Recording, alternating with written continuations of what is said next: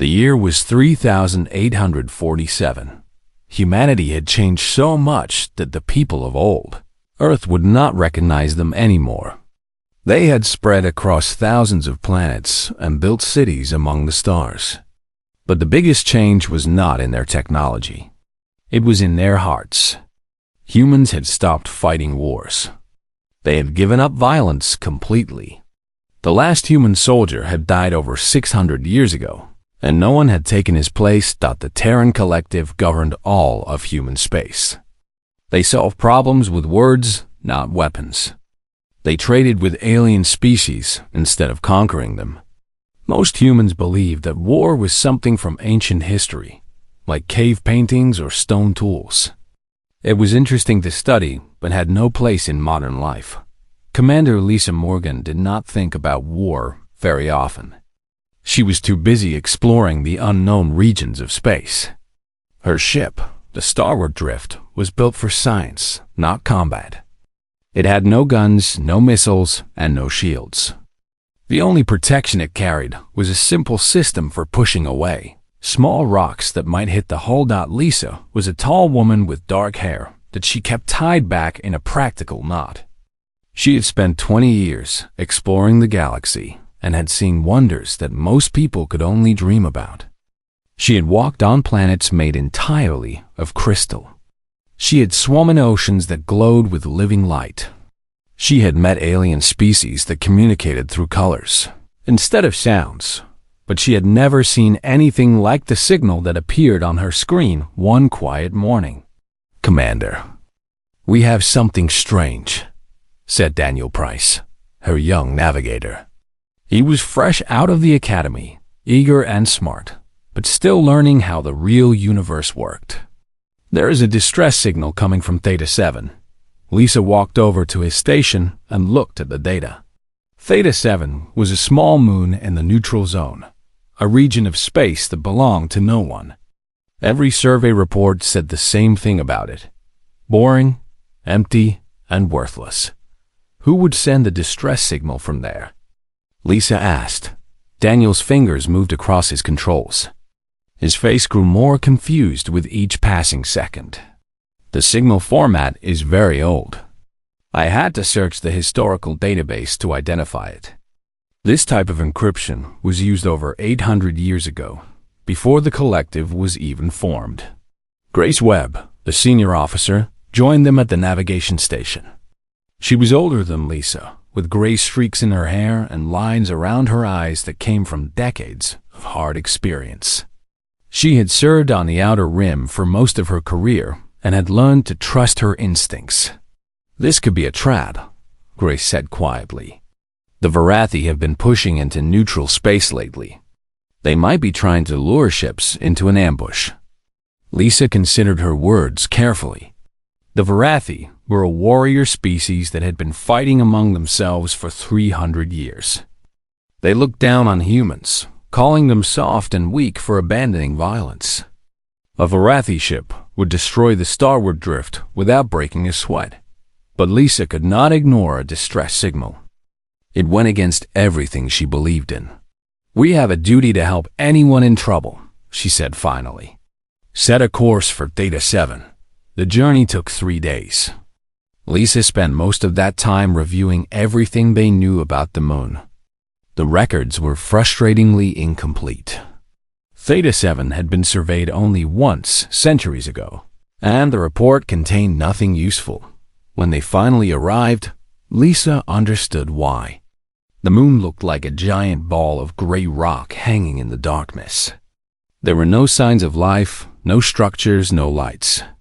Just endless fields of dust and stone. "Begin scanning," Lisa ordered. The results came back slowly. At first, there was nothing unusual. But then, Daniel found something buried deep beneath the surface. "Commander, there is a structure down there.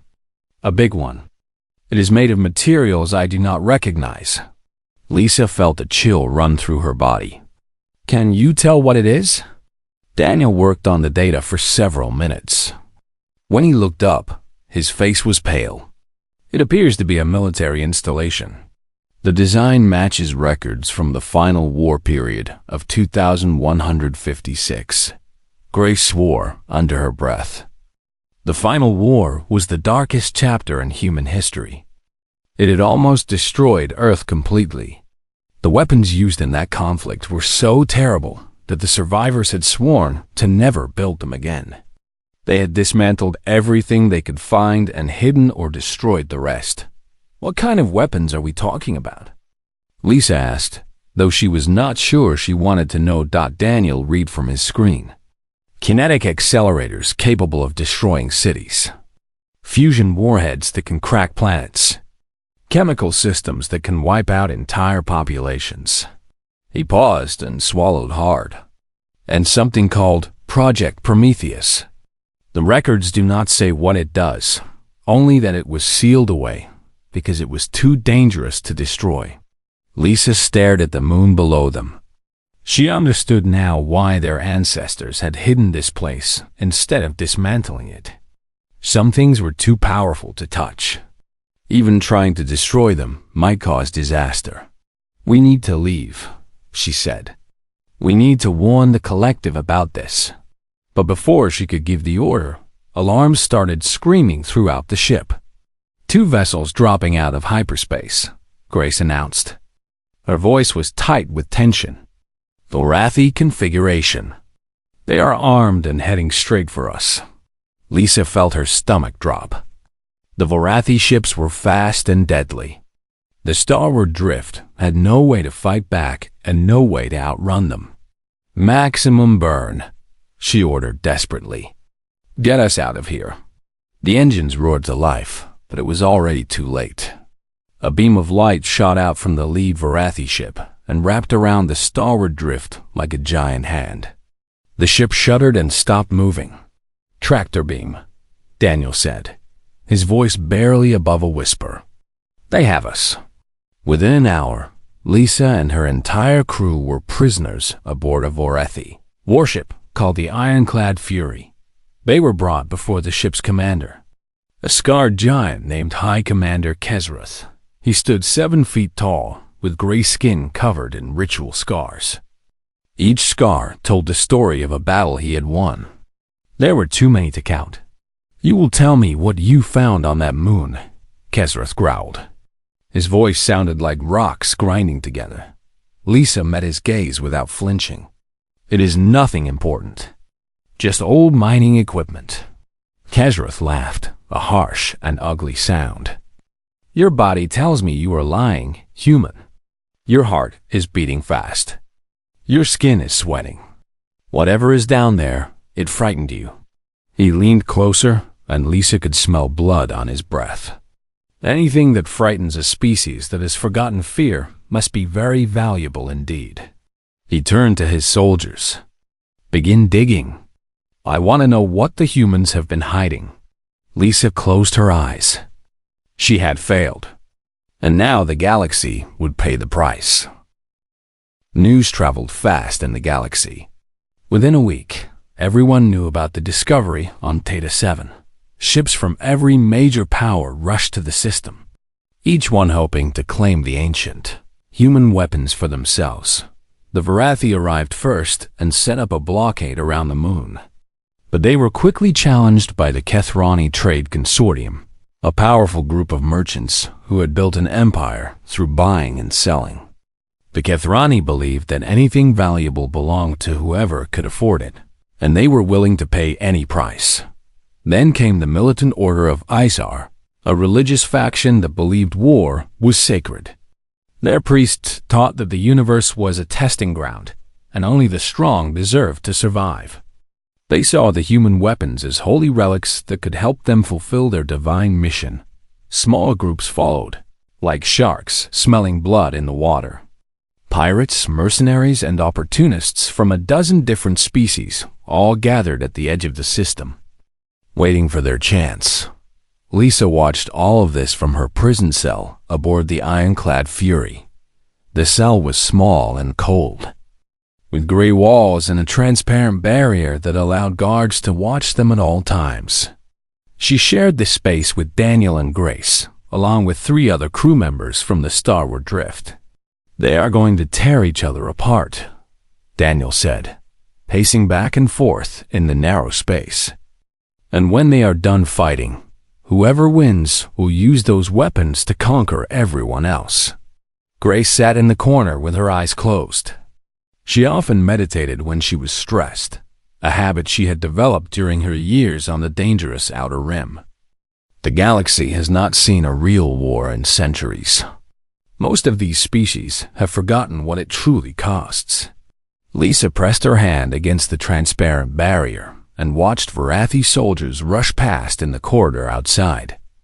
They were preparing for battle, checking their weapons and shouting orders at each other. The excitement in their voices made her sick. "We need to warn the collective," she said. "They need to send diplomats, negotiators, anyone who might be able to stop this before it starts." "How?" Daniel asked bitterly. "We are locked up. Our ship is impounded. They took all our communication devices." Lisa did not have an answer for him. The battle began 3 days later. It started with a single shot from a Kethrani cruiser. The beam missed its target and burned harmlessly into space, but it was enough. Within seconds, weapons fire filled the void around Theta 7. Energy beams crisscrossed in deadly patterns. Missiles streaked toward their targets. Ships exploded in bright flashes of light. Lisa watched through the small viewport in their cell. She had never seen real combat before. The historical records did not prepare her for how terrible it actually looked. Each explosion represented hundreds of lives ending in an instant. Each destroyed ship was filled with people who would never go home. "This is madness," she whispered. Then something new appeared on the edge of the battlefield. It dropped out of hyperspace without warning.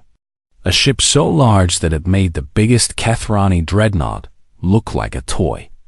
The vessel was angular and covered in weapons that pulsed with strange energy. Its design was unlike anything the alien species had ever built, but Lisa recognized it immediately. She had studied ships like this in her history classes. "That is a Titan-class battleship," she breathed. "From the Final War era. They were all supposed to be destroyed." The Titan opened fire. A single beam from its main cannon hit a Kethrani cruiser. The cruiser did not explode. It simply vanished, erased from existence as if it had never been there at all. A second shot struck a Varathi destroyer, tearing through its shields and armor like they were made of paper. The alien fleets panicked. Ships broke formation and tried to flee, but the Titan was faster. Shot after shot found its mark.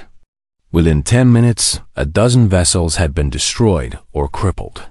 Then a voice echoed across every communication channel. It spoke in every known language at once, translated instantly so that everyone could understand. "This system is now under human protection. All foreign vessels will withdraw immediately or be destroyed." The fighting stopped. The surviving ships pulled back, their captains too shocked and frightened to continue. Lisa felt her blood turn cold. She recognized that voice from the historical archives. It belonged to Admiral Kevin Drake, the commander of Earth's last military forces during the Final War. But Kevin Drake had died nearly 2,000 years ago. The cell door opened, and a Varathi guard stepped inside. His face was pale with fear, something Lisa had never seen in one of their species before. "You are being transferred," he said roughly. "The human ship has demanded your release. High Commander Kazrath has agreed." Lisa exchanged confused glances with her crew. Why would a ghost ship from the ancient past care about a small group of explorers? They were taken to a shuttle and flown across the battlefield. Lisa could see the wreckage floating in space, broken ships and frozen bodies drifting among the stars. The cost of just a few minutes of fighting was staggering. The Titan grew larger as they approached. Its hull was covered in scars from ancient battles, but its weapons still gleamed with deadly purpose. Lisa could feel the power radiating from it, a presence that seemed to press against her mind. They landed in a hangar bay that could have held 100 ships. Everything inside was clean and functional, maintained by systems that had been running for centuries without rest. A figure waited for them as they stepped off the shuttle. He looked exactly like the pictures in the history books, tall and lean, with gray eyes that seemed to see everything. He wore an old military uniform that had not been in fashion for over 1,000 years. "Welcome aboard the Enduring Spirit," said Admiral Kevin Drake. "I have been waiting a very long time for this moment." Lisa found her voice. "How is this possible? You died during the final war." Drake smiled, but there was no warmth in it. The original Kevin Drake did die, yes. But before he passed, he uploaded his consciousness into this ship's computer. I am what remains of him. A copy, a shadow. But I am also the guardian of everything hidden beneath that moon. He gestured for them to follow him deeper into the ship. "Come, we have much to discuss, and time is running short. Those fleets will return soon, and next time they will bring more ships. We need to be ready." Lisa followed him, her mind racing with questions. She had come to Theta 7 looking for the source of a distress signal. Instead, she had found something far more dangerous than ancient weapons. She had found the ghost of humanity's violent past, and he was ready to wake up. 3 weeks passed. The alien armada grew larger every day. What had started as a few dozen ships became 100, then 200, then more than 300. They circled Theta 7 like hungry wolves waiting for their prey to weaken. Small battles broke out constantly along the edge of the blockade. Volrathi ships clashed with Kethrani cruisers. Isari holy warriors attacked anyone who came too close to their position. Pirates picked off damaged vessels and stripped them for parts. The space around the moon was becoming a graveyard of broken ships and frozen bodies. Admiral Drake held the line with the Enduring Spirit, destroying any vessel that tried to approach the moon directly. But even his ancient weapons had limits. Each battle drained the ship's power reserves a little more. Each day brought new enemies with fresh supplies and reinforcements. Lisa spent every waking hour searching for another solution. She sent encrypted messages to the Terran Collective, begging them to intervene. She reached out to moderate factions within the alien fleets, looking for anyone who might choose peace over war. She studied the history of every species involved, searching for common ground that could bring them together. Most of her efforts failed. The Terran Collective replied with concerns and committees, but no concrete action. The alien factions were too busy fighting each other to listen to a human prisoner on a ghost ship. For every step forward, there were 2 steps back. Then, unexpectedly, hope arrived in the form of an old Kethrani diplomat. His name was Vorax Tan, and he came aboard the Enduring Spirit under a flag of truce. He was ancient for his species, with scales faded to a dull bronze and eyes that sparkle with intelligence. He moved slowly but deliberately, like someone who had learned that patience was more valuable than speed. "I speak for the Merchants' Council," Vorax said, sitting across from Lisa in a small meeting room. "We represent the business interests of the Kethrani people. And business, Commander, does not thrive during war." Lisa leaned forward with interest. "Then, why are your warships part of that fleet outside?" Vorax clicked his teeth together, a gesture that Lisa had learned meant amusement among his species. "Because not everyone in our government is wise. There are factions who see these weapons as an opportunity. They believe that whoever controls them will dominate the galaxy for 1,000 years. And what do you believe?" The old diplomat was quiet for a moment, gathering his thoughts. "I believe that anyone who claims these weapons will become a target for everyone else. The galaxy will unite against them, not because they want peace, but because they want to survive. The winner will find themselves facing endless enemies." He leaned closer. "I did not come here to fight, Commander. I came to find a way out of this mess that benefits everyone. But I need something from you first. What? A reason to convince my government that backing down is the smart choice. Something I can show them that proves humanity is still strong enough to be respected, but wise enough to be trusted. Lisa thought about his words carefully. She wanted to trust him, but trust did not come easily in a situation like this. He could be sincere. He could also be a spy trying to learn their weaknesses. Before she could respond, alarms began blaring throughout the ship. "What is happening?" Vorax asked, rising from his seat. Lisa rushed to the command center with the diplomat close behind. Admiral Drake was already there, studying a holographic display that showed something massive hurtling through space. "An asteroid," Drake said grimly. "A big one. It is on a collision course with Ketha Prime, the most populated world in Kethrani space." Vorax went pale beneath his scales. "How big? How long until impact?" "Approximately 40 kilometers across. Impact in 72 hours. Drake turned to face the diplomat. "Your people do not have weapons capable of destroying it in time. Neither does anyone else in that fleet outside." Lisa understood immediately what this meant. Ketha Prime was home to 6 billion Kethrani. If that asteroid hit, they would all die. It would be the worst disaster in their species' history. "Can we help them?" she asked Drake. The Admiral nodded slowly. Project Prometheus was designed for threats like this. It can destroy the asteroid with a single shot. He paused. But using it will reveal exactly what these weapons can do. Every species in the galaxy will see their power. Lisa looked at Vorax. The old diplomat's hands were shaking. His entire world was about to be destroyed, and there was nothing his people could do to stop it. "This is your chance," she said to Drake. "You wanted an opportunity to show that humanity can be trusted, to prove that our strength does not have to mean conquest. And if we save them?" Drake asked. "What then? Do you think gratitude will stop the Varathi from attacking? Will the Isari suddenly decide that peace is acceptable?" "I do not know," Lisa admitted. "But I know that if we let those people die when we could have saved them, we will become exactly what they think we are. We will prove that humans care only about themselves." She stepped closer to the Admiral, meeting his artificial eyes without flinching. "You told me that deterrence only works against rational enemies. Maybe you are right. But compassion works on everyone.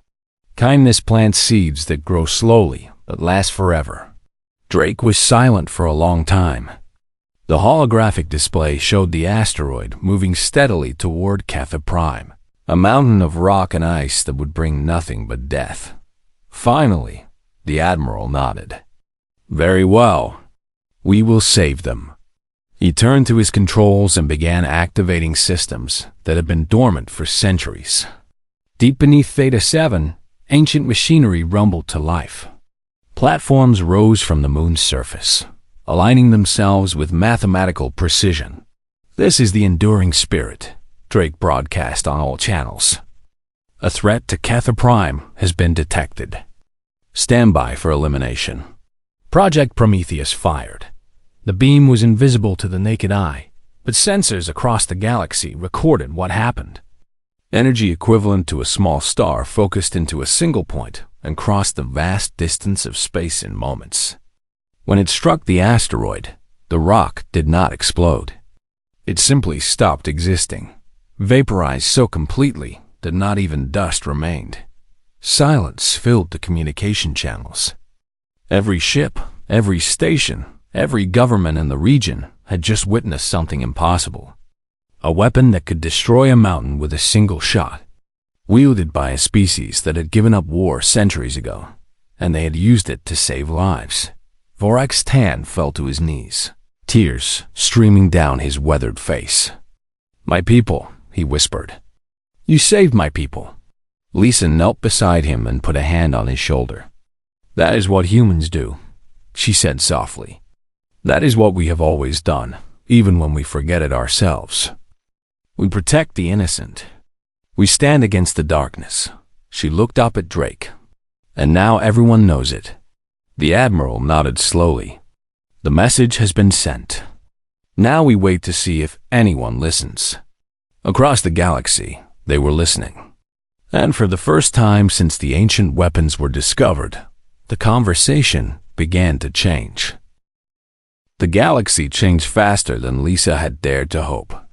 The destruction of the asteroid had been recorded by thousands of sensors and shared across every communication network in known space. Everyone saw what Project Prometheus could do, and everyone saw that humanity had chosen to use that power to save lives instead of taking them. The Kethrani government was the first to respond. They formally thanked the Terran Collective for saving Ketha Prime and withdrew their warships from the Theta 7 system. The Merchants' Council, led by Vorex Tan, announced that they would support any peaceful resolution to the crisis. The Varathi were slower to move. High Commander Kesrath had staked his reputation on claiming the human weapons, and backing down meant admitting failure. But within his own fleet, commanders were questioning his leadership. They had seen what happened to ships that challenged the enduring spirit. They had no desire to be next. When reports arrived that rebellions were breaking out on Varathi colony worlds, Kesrath finally gave the order to withdraw.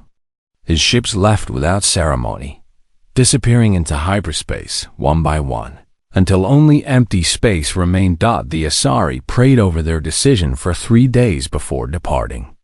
Their priests declared that the human weapons were not holy relics after all, but tests sent by the gods to measure worthiness. Humanity had passed the test through compassion rather than conquest. The Asari would honor that. Within a month, the skies above Theta 7 were empty of enemy vessels. The crisis was over, but the questions it raised were just beginning. Lisa found herself at the center of the debates that followed. She was summoned to Earth itself, to the rebuilt city of Geneva, where the Terran Collective's High Council met in a chamber that had witnessed centuries of human history. 12 representatives sat on a raised platform, their faces showing concern and uncertainty. They were the leaders of humanity's oldest and most influential colonies, chosen for their wisdom and experience. But none of them had ever faced a situation like this before. Councillor Martha Cole was the eldest member of the assembly. Her white hair was pulled back severely, and her eyes were sharp despite her age. She had spent her entire life working for peace. And now that peace was being threatened by weapons from humanity's darkest era. "Commander Morgan," she said, her voice echoing through the chamber, "you have placed us in an impossible position. For 6 centuries, we have defined ourselves by our rejection of violence. Our identity as a species is built on the belief that war is wrong. Now you ask us to embrace these weapons and become their guardians." Lisa stood before them without fear. She had faced alien warships and artificial admirals. A room full of politicians did not frighten her. "I am not asking for anything, Counselor. I am simply presenting the facts. These weapons exist. They cannot be unmade. And the entire galaxy now knows that we possess them. Then we should destroy them," argued Counselor Peter Huang, a younger man with an intense expression. "Dismantle everything. Scatter the pieces across 100 star systems where they can never be reassembled. And if we do that," Lisa replied calmly, "the knowledge still exists. The blueprints are stored in databases across the galaxy. Someone will rebuild these weapons eventually. And next time, there might not be a guardian to prevent their misuse." The debate continued for hours. Some counselors wanted to bury the weapons again and pretend they had never been found. Others wanted to share the technology with friendly species to prevent any single power from becoming too strong. A few suggested that humanity should use the weapons to enforce peace across the entire galaxy. Whether other species wanted it or not, it was Admiral Drake who finally provided a resolution. He appeared via holographic projection, his artificial form shimmering slightly in the chamber's lights. "I have been watching this debate with great interest," he said, "and I must confess, it gives me hope. The leaders of my time would not have discussed these matters so openly. They would have simply acted and dealt with the consequences later." He paused, his gray eyes scanning the assembled council. "Your ancestors were not wrong to pursue peace. Their dream of a galaxy without war was noble and worth striving for. But they made a mistake in thinking that dream could be achieved through weakness." Councillor Cole frowned. "You call our choice to abandon violence weakness? I call your failure to prepare for others who did not share your ideals a mistake," Drake corrected gently. "The galaxy is not a gentle place. It contains species that respect only strength, that view kindness as an invitation to attack. Pretending otherwise does not make it less true." "What do you propose?" Lisa asked. "A partnership," Drake said. "The weapons remain sealed and guarded, never to be used for conquest or aggression. But they are maintained and protected, ready to defend the innocent against threats too great for diplomacy alone." He gestured, and a holographic image appeared showing humans and aliens working together. A new organization, jointly operated by humanity and our allies. Its purpose would not be war, but protection. It would respond to threats like that asteroid, or to aggressors who refuse all peaceful solutions. It would show the galaxy that humanity's strength is real, but also that our commitment to peace remains unchanged. The council deliberated for 3 more days. Votes were taken. Compromises were reached. Objections were heard and addressed. In the end, they agreed. A new organization was created, the Terran Guardians. Its mission was to protect the innocent, defend the weak, and maintain peace through strength tempered by wisdom. Lisa Morgan was offered command of the first Guardian fleet. She accepted without hesitation. 6 months later, she stood on the bridge of her new flagship, the Resolute Hope. It was a modern vessel, built using technology from both ancient archives and current innovation. It carried weapons that could destroy moons, but also carried diplomats, mediators, and humanitarian supplies. Around her, a joint fleet assembled for its first real mission. Human ships flew alongside Kathrani cruisers and Varathi destroyers. Former enemies now worked as allies, united by a common purpose.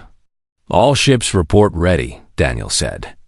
He had been promoted to first officer, his nervous youth replaced by quiet confidence earned through experience. Grace stood nearby, serving as senior advisor.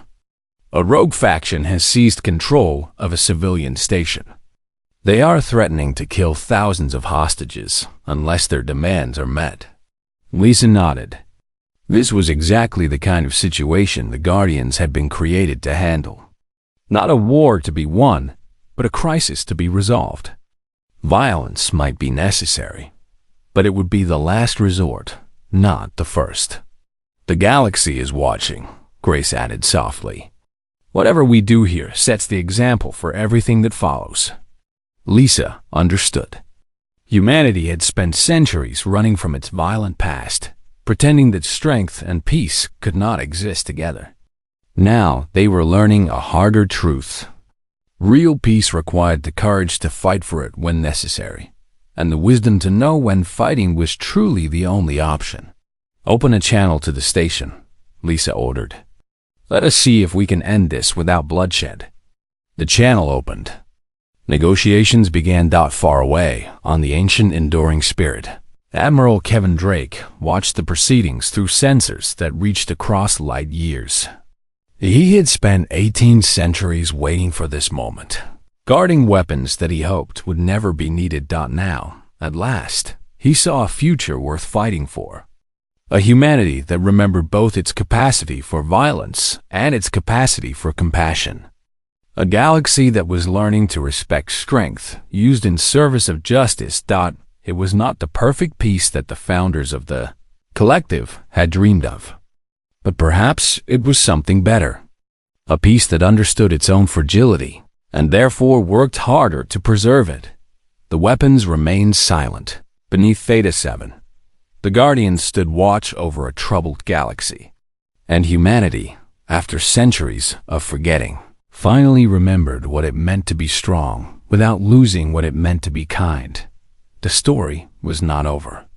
It was only beginning. But for the first time in a very long time, the future looked bright. The command center of the Enduring Spirit was a massive room filled with holographic displays and humming machinery. Lights blinked on panels that stretched from floor to ceiling. Screens showed images of the space around Theta 7, where the damaged alien fleets were regrouping just outside weapons range. Admiral Kevin Drake led Lisa and her crew to a circular platform in the center of the room. From here, they could see everything at once. The moon below, the enemy ships above, and the vast emptiness of space stretching out in all directions. "I know you have questions," Drake said. "I will answer what I can, but first you must understand why I exist." Lisa studied his face carefully. Now that she was closer, she could see small details that seemed wrong. His skin was too smooth, too perfect. His eyes did not blink as often as they should. When he moved, there was a slight delay, as if his body had to think about each action before taking it. "You are not human," she said. "Not really." Drake nodded. "Correct. I am an artificial intelligence housed in a synthetic body. The real Kevin Drake created me before he died, using technology that was banned shortly after the final war ended." He waved his hand and a holographic image appeared in the air. It showed a younger version of Drake standing on a battlefield, surrounded by fire and destruction. The image looked like a memory made visible. "The final war was the worst conflict in human history," Drake continued. "We fought with weapons that could destroy planets, that could poison entire star systems. By the time it ended, half of Earth was uninhabitable. Billions had died." The image changed to show the aftermath. Ruined cities stretched to the horizon. The sky was dark with ash and smoke. Small figures moved through the wreckage, searching for survivors. The people who lived through that horror made a promise. They swore that humanity would never fight again. They dismantled every weapon they could find. They deleted the files that explained how to build them. They tried to erase war from human memory completely. "But they could not destroy everything," Grace said quietly. "No," Drake agreed. "Some weapons were too powerful to dismantle safely. Others were hidden too well to be found. And some, like the contents of that vault on Theta 7, were considered too important to lose forever." He turned to face Lisa directly. "Your ancestors were afraid of what they had built. But they were also practical. They knew that the galaxy was full of dangers, and that humanity might someday need to defend itself again. So they created a failsafe. They created me." Daniel spoke up, his young voice shaking slightly. "What exactly is your purpose?"